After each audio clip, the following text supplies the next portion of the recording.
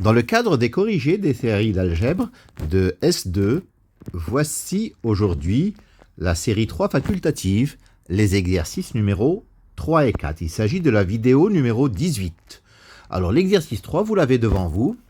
F est un endomorphisme de R3 et A est la matrice de F dans la base canonique de R3. Alors donc, nous avons la matrice A qui est égale à, en ligne, 1 demi, moins 1 demi, 1 demi, moins 1 demi, 1 demi, 1 demi, et 0, 0, 1. Déterminer l'image de F. L'image de F est engendrée par les colonnes de la matrice A.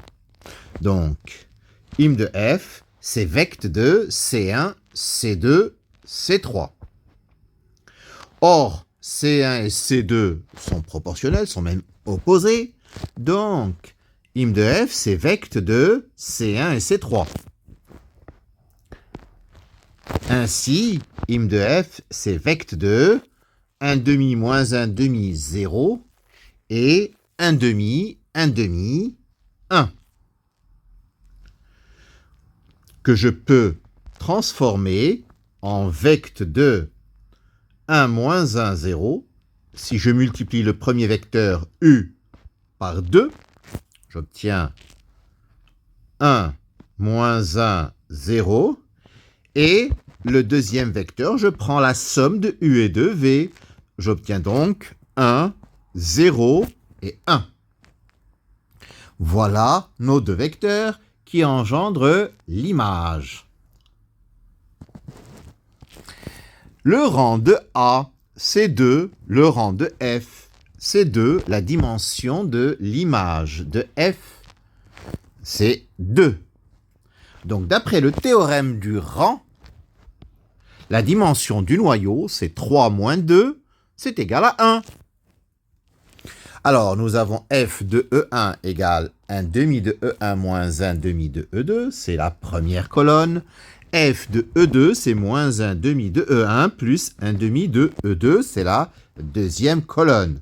Si on additionne ces deux vecteurs, nous avons F de E1 plus F de E2 qui vaut 0. C'est-à-dire F de E1 plus E2 par linéarité, ça vaut 0. Donc E1 plus E2 appartient à Ker de F.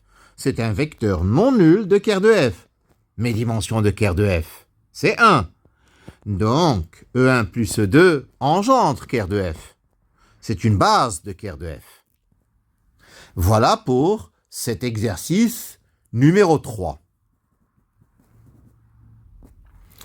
L'exercice numéro 4, vous l'avez devant vous. Donc, nous avons E égale R3. Donc, B0 est la base canonique E1, E2, E3.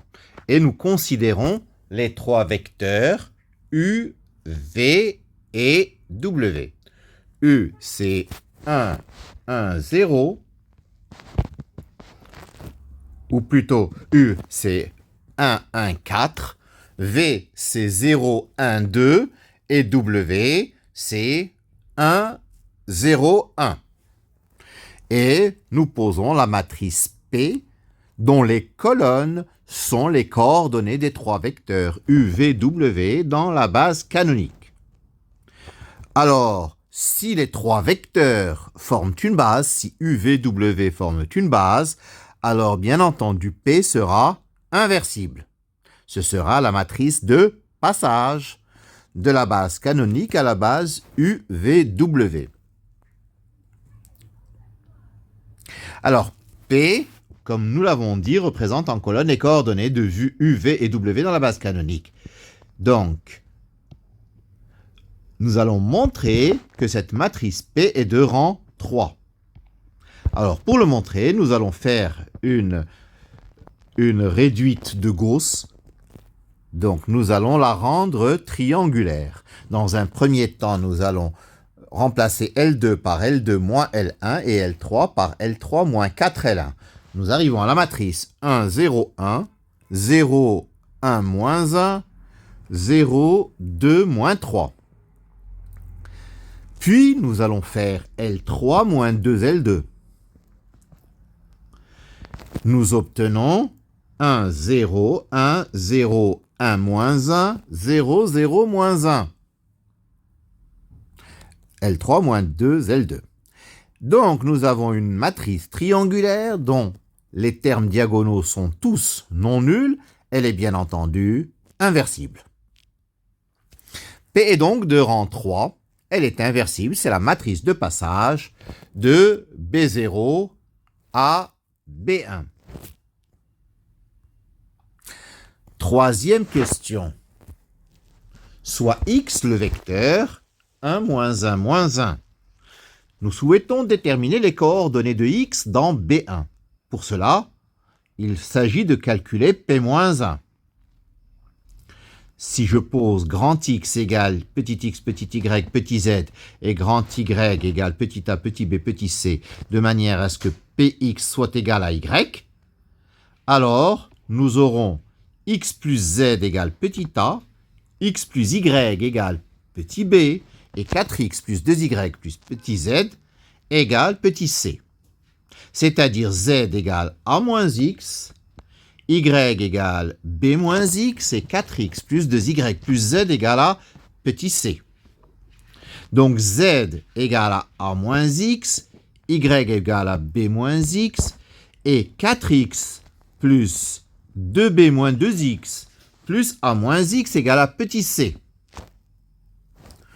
C'est-à-dire que j'obtiens dans la troisième ligne x égale à moins a moins 2b plus c. Y, c'est b moins x, z, c'est a moins x. Enfin, je rétablis tout ceci, x c'est moins a moins 2b plus c. En calculant y dans la seconde ligne, y c'est a plus 3b moins c. Et z, dans la première ligne, c'est 2a plus 2b moins c. Donc la matrice P-1, c'est moins 1, moins 2, 1 en ligne, 1, 3, moins 1, 2, 2, moins 1.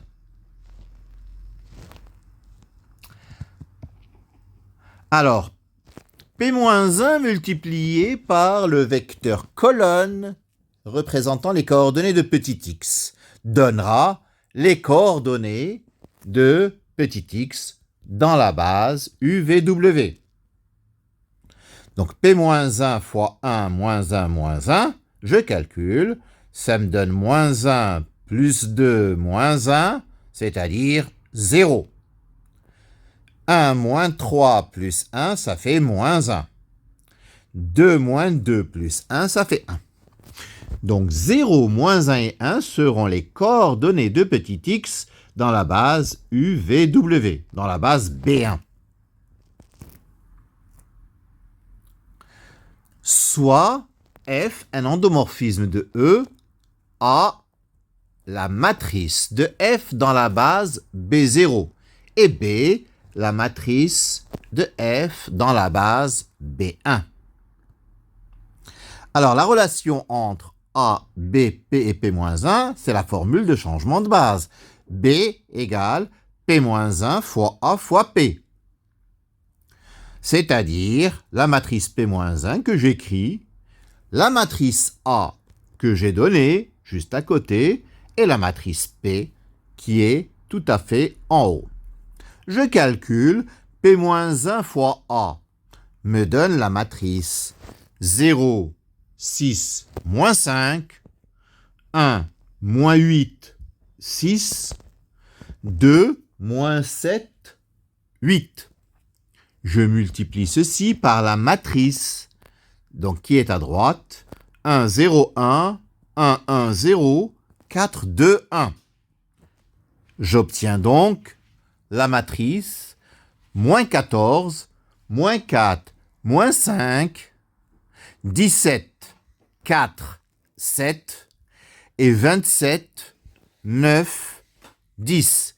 Ceci donc est la matrice B. C'est la matrice de l'endomorphisme F dans la base UVW. Voilà pour cet exercice numéro 4. Voilà pour cette vidéo numéro 18 de correction de la série 3 facultative. Je vous remercie de votre attention.